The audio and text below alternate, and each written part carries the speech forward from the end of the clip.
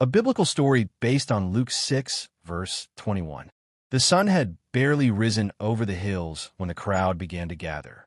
They came quietly at first, men with hollow eyes, women carrying children whose ribs showed through thin garments, elders walking slowly with the weight of many disappointments.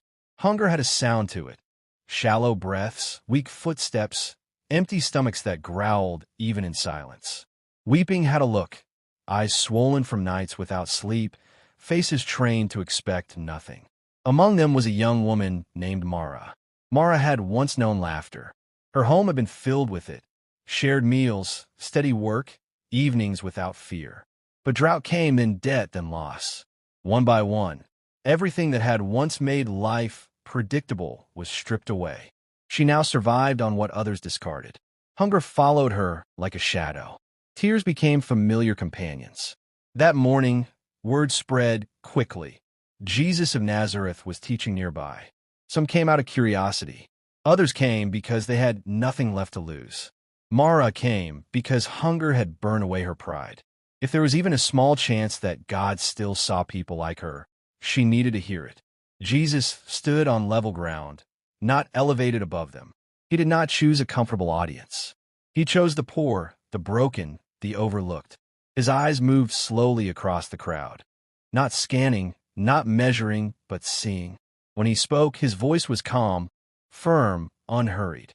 "Blessed are you who hunger now, for you shall be filled." A murmur rippled through the people. Some frowned, others stared. Blessed? Hunger had never felt like blessing. Mara's hands tightened around the edge of her cloak. Hunger was her daily reality. Hunger was the proof that God had forgotten her, or so she thought. Then Jesus continued, "Blessed are you who weep now, for you shall laugh." Mara felt it then, the sting behind her eyes, the tightening in her chest. He had named her life with frightening accuracy. Now, hunger now, weeping now. He did not deny it. He did not rush past it. He spoke directly into it. But what struck her most was not what he acknowledged. It was what he promised. You shall be filled. You shall laugh. Not maybe, not someday, if you are strong enough. You shall. That night, Mara sat outside the small shelter she shared with others and replayed his words again and again. Hunger still gnawed at her body.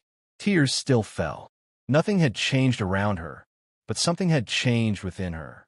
For the first time in a long while, her suffering had a future beyond itself. Weeks passed. Life did not suddenly become easy. But Mara noticed something new.